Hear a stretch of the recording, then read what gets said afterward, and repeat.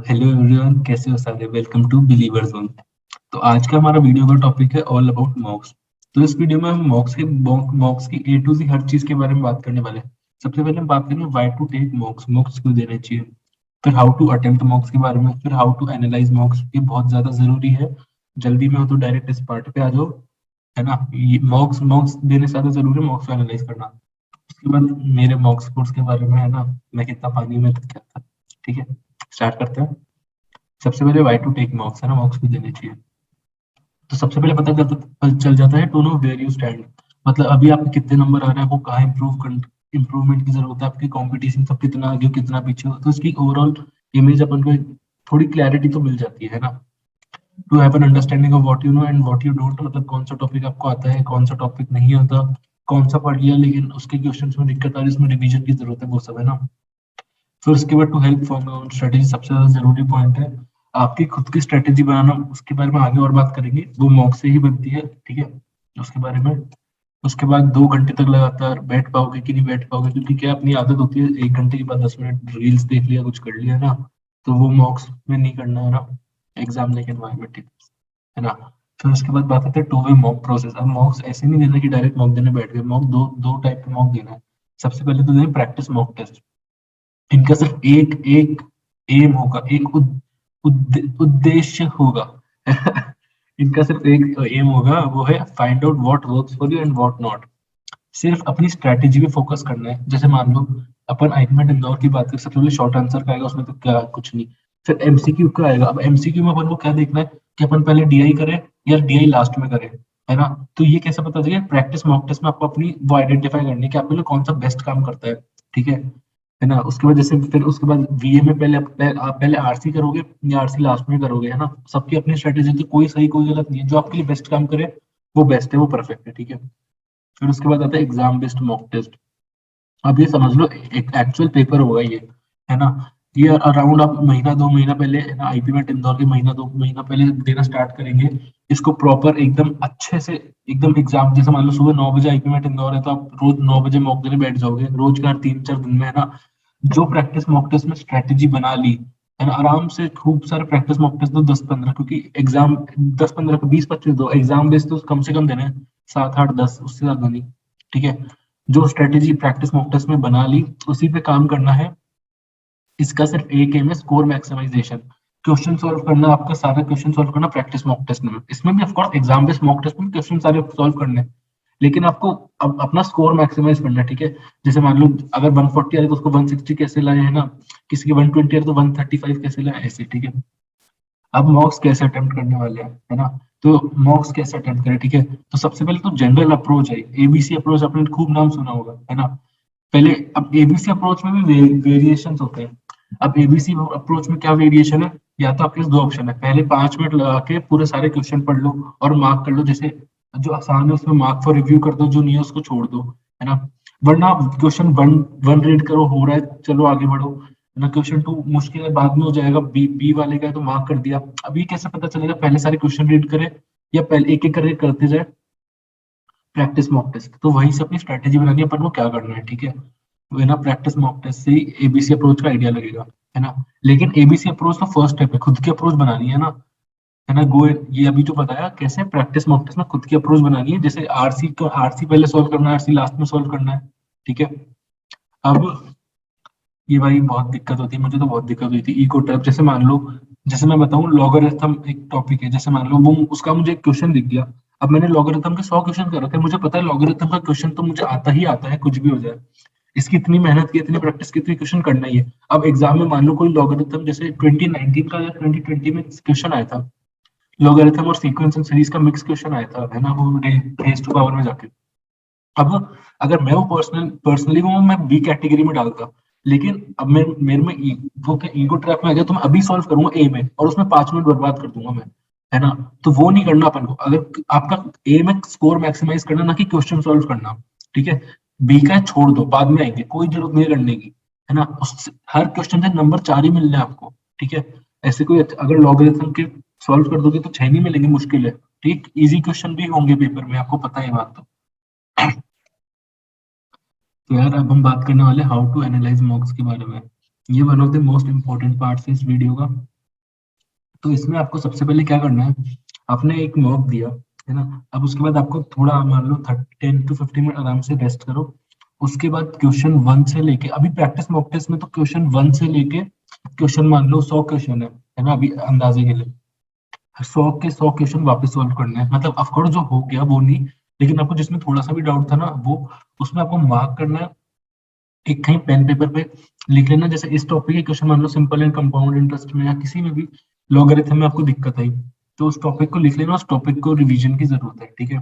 ऐसे हाँ, वो ये तो हो गया कॉन्ट की बात, ठीक है। अब वीए में आरसी वापस करना है। एटलीस्ट मैं जो करता था मैं वो बता रहा हूँ, है ना।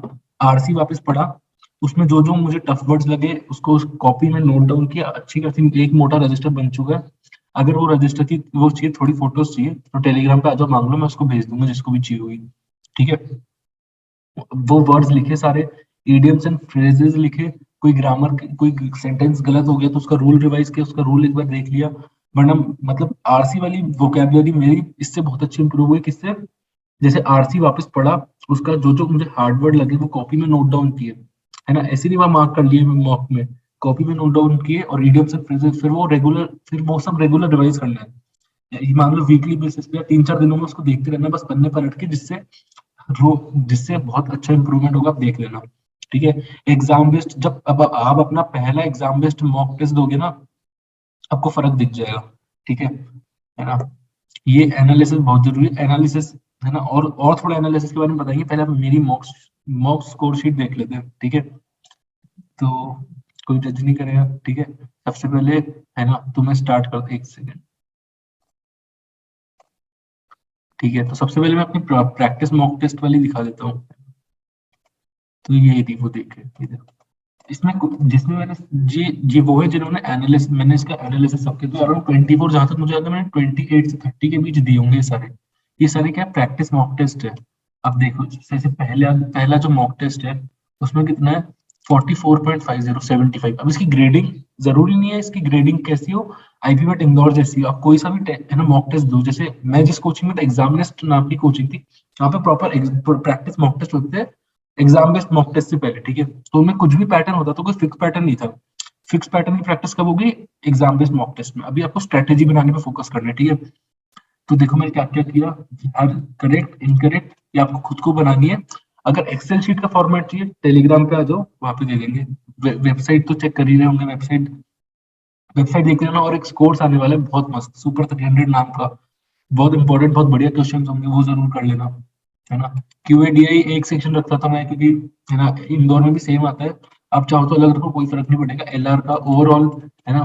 फिर हाईएस्ट रैंक कौन किसकी थी, मेरी क्या रैंक थी, एनालिसिस मैंने किया नहीं किया, और डाउट्स।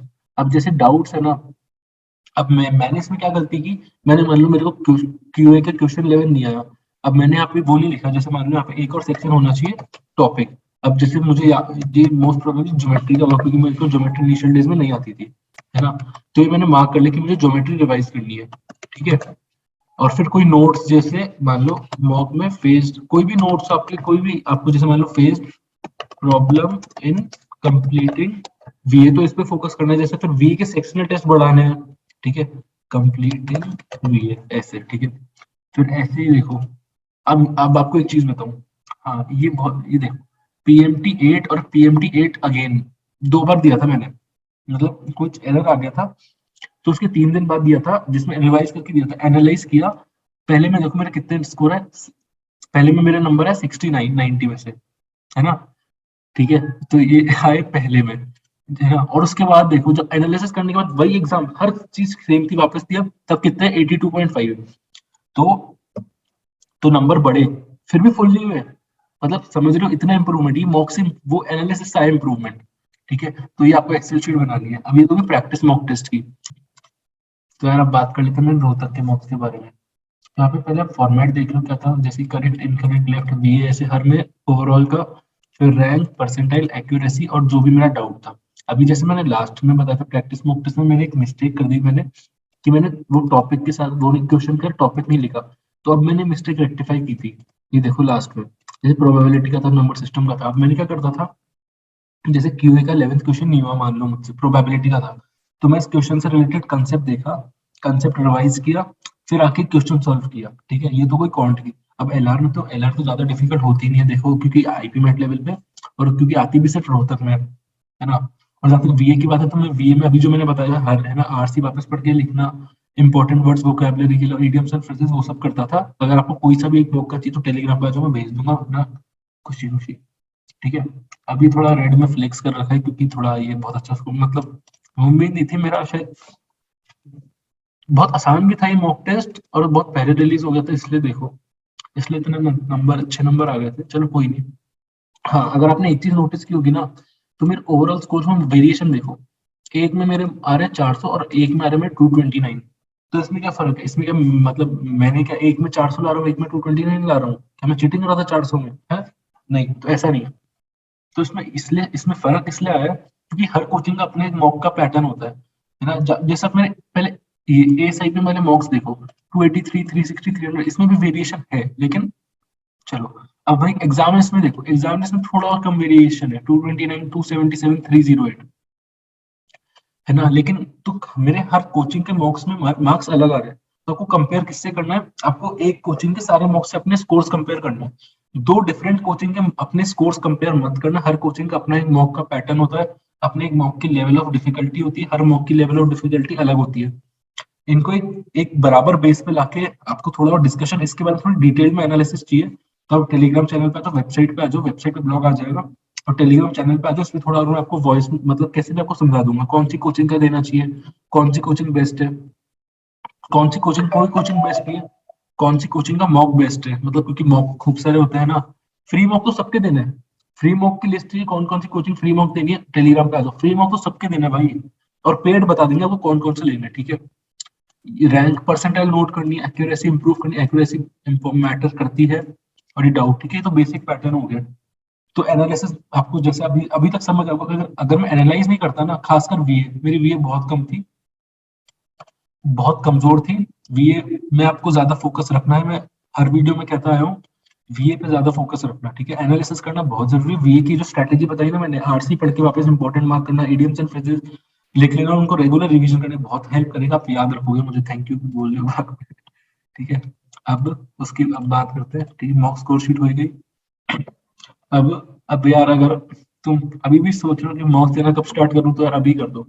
अभी तो तुम्हारे टर्म वन चल रहे होंगे, चलो टर्म वन होते ही कर देना, ठीक है।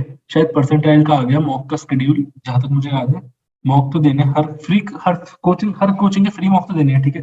सिलेबस कभी खत्म नहीं होगा, आईपीमेट का कोई सिलेबस नहीं होता, पहली बात तो, ठीक है। तो सिलेबस कभी खत्म नहीं होगा, एग्जाम दूर है, उससे मतलब नहीं, मॉक जितनी जल्दी देना स्टार्ट करो, प्रैक्टिस मॉक टेस्ट उतना बढ़िया, ठीक है। अब एक लास्ट चीज, वैसे बता बहुत कुछ बता दिया वीडियो में, है ना। अब मतलब एक समरी है, ठीक है। मॉक में क्या करना है, टू वे मॉक प्रोसेस है ना, पीएमटी ईबीएमटी, एक्सेल शीट बनाना, फॉर्मेट शीट, टेलीग्राम पे आ जाओ। Analysis is more important attempting the mock, ठीक है। Target score for next mock, हाँ ये भी कर सकते हैं, मैंने किया नहीं। जैसे मेरे मान लो एक में आपको आपका अगर 229 आए थे, तो मैं अगले में रख सकता टारगेट स्कोर 260 या 250, ठीक है, ऐसा कुछ, है ना। और मॉक शेड्यूल, हाँ, मॉक का एक हर कोचिंग मॉक का शेड्यूल भी देती है, ठीक है, इस डेट पे आएगा। तो प्रैक्टिस मॉक टेस्ट में तो आप चलो अपने हिसाब से दे दो, एग्जाम बेस्ड मॉक टेस्ट का आपको खुद का शेड्यूल होना चाहिए। मेरी बात तो जिस दिन जो रिलीज करता है ना मॉक टेस्ट, उसी दिन अटेम्प्ट कर दो, वो उसी टाइम पे सुबह 9 बजे आ रहा है, तो सुबह 9 बजे कर दो, ठीक है। अब क्या नहीं करना है ये तो बताइए, ठीक है। रॉन्ग एंड लेफ्ट वीएआरसी का वो जो एनालिसिस बताया, वो आरसी वापस सॉल्व करना, वो बहुत जरूरी है, वो करना।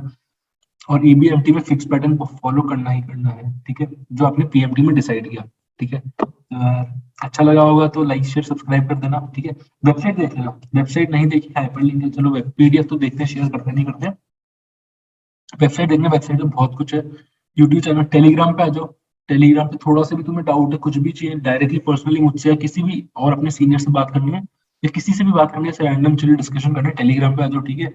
और ये पीपीटी में कंटेंट में साक्षी गोयल बैचमेट है, उसने भी बड़ी हेल्प की थी, फ्रेंड है, ठीक है। तो थैंक यू, मिलते हैं नेक्स्ट वीडियो, बाय बाय।